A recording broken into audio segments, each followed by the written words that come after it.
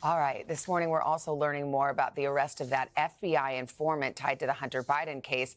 Prosecutors now revealing that informant was in contact with Russian intelligence officials. NBC's Capitol Hill correspondent. So, the Republicans are trying to impeach Biden over these fake allegations that don't really exist and haven't been able to prove much at all.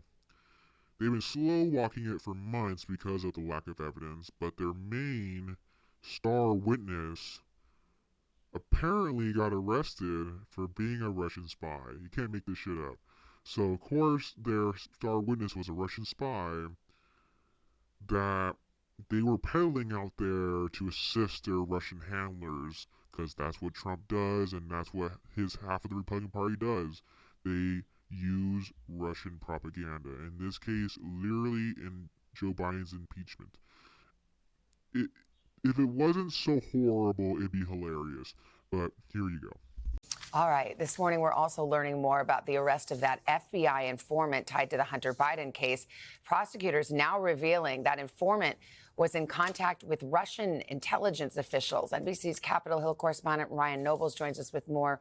Ryan, good morning. What's the latest? Yeah, Savannah, good morning. Alexander Smirnov appeared yesterday in a Las Vegas federal court to face charges over allegedly lying to the FBI, particularly about claiming that Joe Biden accepted bribes to benefit Hunter's businesses.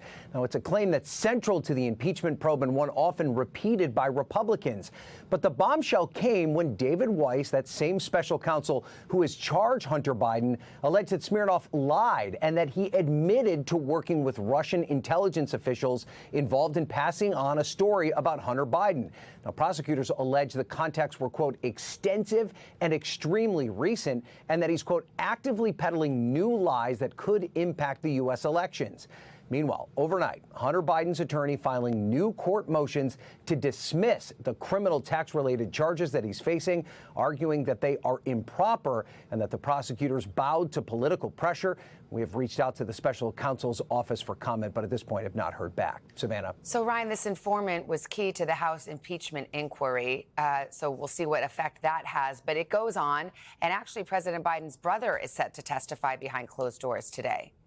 Yeah, that's right, Savannah. We focused a lot of our attention on Hunter Biden, of course, the president's son, but House Republicans are equally as interested in James Biden's business dealings, the president's brother.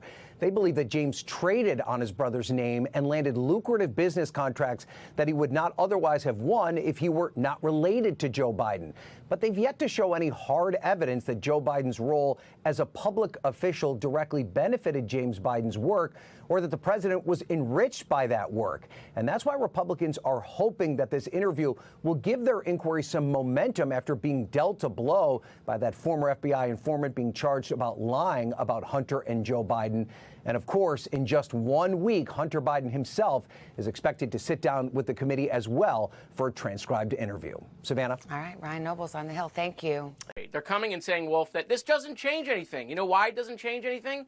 Because it never had to be true. They don't care that it's true. They wanted it to be true so bad that they birthed it. Okay, they wanted to make this the Garden of Eden of the impeachment process into Joe Biden, this $5 million that there really was never any corroborating evidence. But the Russian intelligence wanted to find useful idiots in Congress. And you know what? The American people already know this. They found them. They found them. They put it out there. Hundreds of interviews they did on television and in newspapers and on podcasts for 6 or 7 months talking about this. And it was all fake. It was all false. The impeachment inquiry should end, period. You're